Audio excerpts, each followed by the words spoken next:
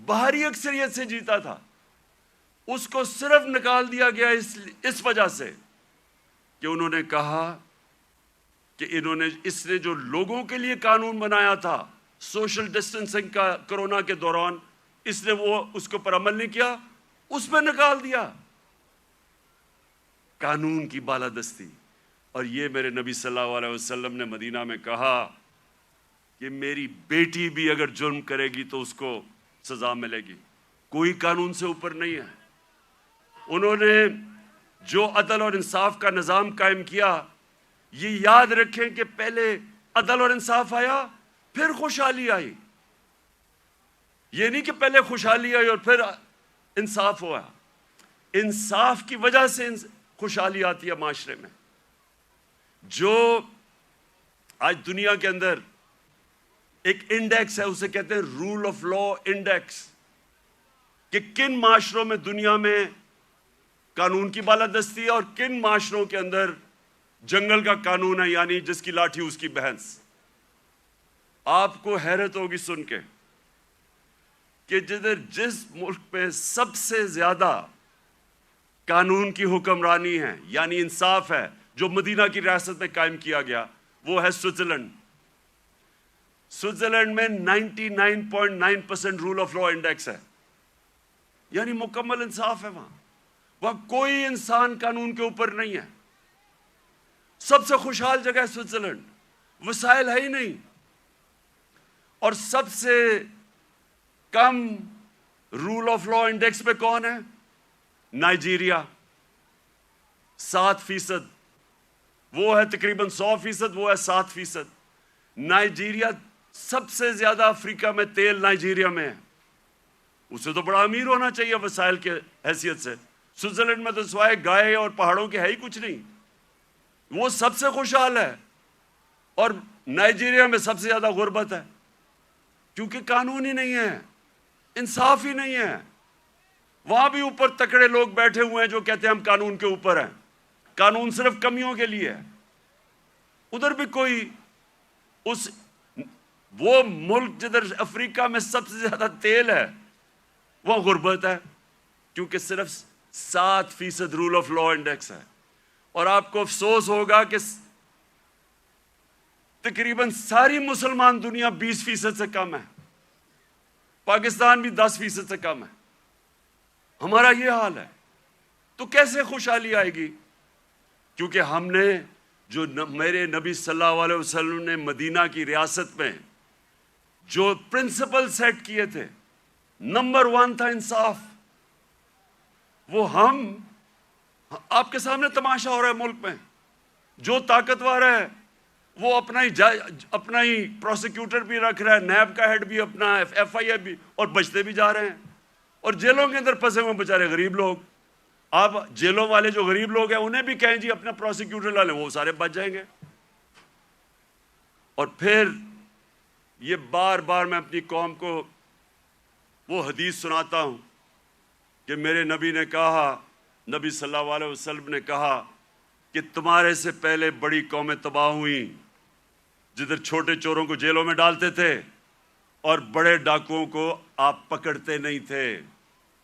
یہ تباہی کا انہوں نے بتایا۔ اور آج آپ دنیا میں دیکھ لیں، جو ملک بڑے ڈاکوؤں کو نہیں پکڑ سکتا وہ غریب ہیں سارے، وسائل کے باوجود۔ سو نمبر 1 پرنسپل انہوں نے سیٹ کیا رول آف لا۔ نمبر 2، اور رول آف لا کے ساتھ میرٹ، کیونکہ جدھر انصاف ہوتا ہے ادھر ہی میرٹ ہوتی ہے۔ آج آپ مغربی یہ ملک پہ چلے جائیں، سارے جتنے امیر ملک ہیں سب 90% سے زیادہ رول آف لا ہے، اور رول آف لا کے ساتھ میرٹ آ جاتی ہے۔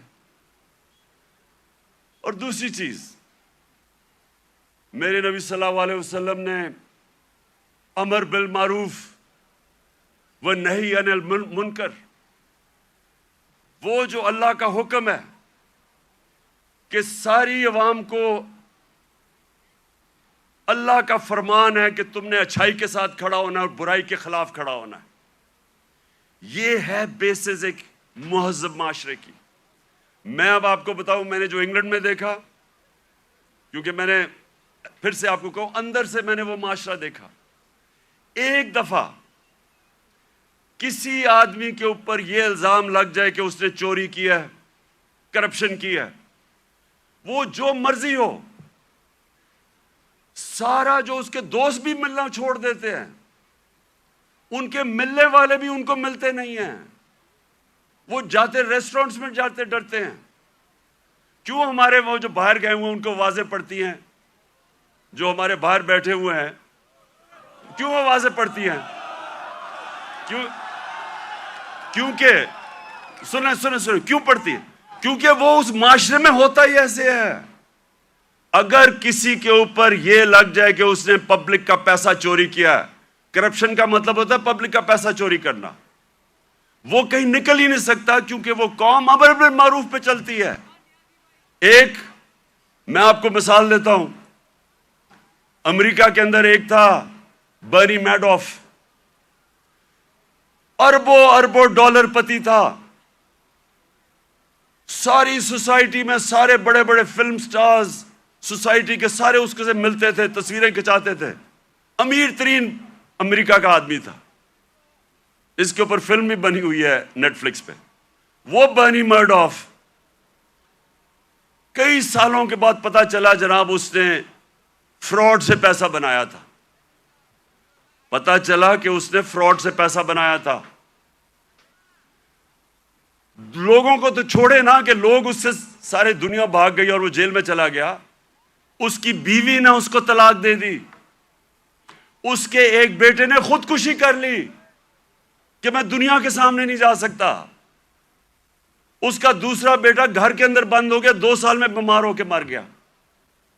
کیونکہ ہم پبلک کے سامنے کیسے جائیں گے؟ سنگاپور کے اندر ہمارے ساتھ تقریباً ہماری تھوڑی دیر کے بعد آزاد ہوا تھا. سنگاپور کے پاس ایک ایسا پرائم منسٹر آ گیا، لی کوان یو. اس نے آتے ساتھ ہی قانون کی بالادستی قائم کی. سنگاپور اور پاکستان کا ایک ہی جتنا تھا. ہمارا جو اوسط آمدنی پر کیپٹا انکم ہماری اور سنگاپور کی ملتی تھی، ایک ہی جتنی تھی. آج 60 کی دہائی میں ایماندار پرائم منسٹر آیا، قانون کی بالادستی قائم کی. جیسے ہی آپ قانون کی بالادستی قائم کرتے ہیں کرپشن ختم ہو جاتی ہے. وہ سنگاپور کا ایک منسٹر، اس کا اپنا دوست تھا، وہ پکڑا گیا کرپشن میں. اس دوست کو، وہ پرائم منسٹر کا دوست تھا، جیسے ہی وہ پکڑا گیا اسے پتا تھا کہ میں اب بچ نہیں سکتا، حالانکہ میں پرائم منسٹر کا دوست ہوں. اس نے خودکشی کر لی کہ اب میں معاشرے میں کیسے جاؤں گا، کیونکہ معاشرے میں امر بالمعروف ہے. عوام کھڑی ہو جاتی ہے اچھائی کے ساتھ. وہی سنگاپور. اب یہ سوچیں، ہم اور سنگاپور ایک ہی جگہ تھے 60 کی دہائی میں. آج وہ ہمارا کتنا پر کیپٹا انکم ہے، اوسط آمدنی آج پاکستان میرے خیال میں $2,500 ہو گیا، 3,000 مجھے ابھی پورا ایگزیکٹ نہیں پتا. سنگاپور میں $60,000 پر کیپٹا انکم ہے، اوسط آمدنی. تو پہلے انصاف اور اس کے بعد خوشحالی اور معاشرے کی ذمہ داری ڈال دی میرے نبی صلی اللہ علیہ وسلم نے امر بالمعروف پہ. تیسری چیز، انہوں نے اپنے معاشرے کے اندر مدینہ کی ریاست میں کیا کیا؟ تعلیم کی ایمرجنسی لگا دی. جنگ بدر کے بعد جو قیدی مکہ کے قیدی تھے ان کو واپس کے پیسے لے سکتے تھے، کیونکہ مسلمان تو غریب تھے تب. بلکہ جنگ بدر میں نے اتنا بھی پڑھ رہا تھا کہ کئی لوگوں کے پاس تلواریں بھی نہیں تھے، ڈنڈوں سے لڑے ہیں.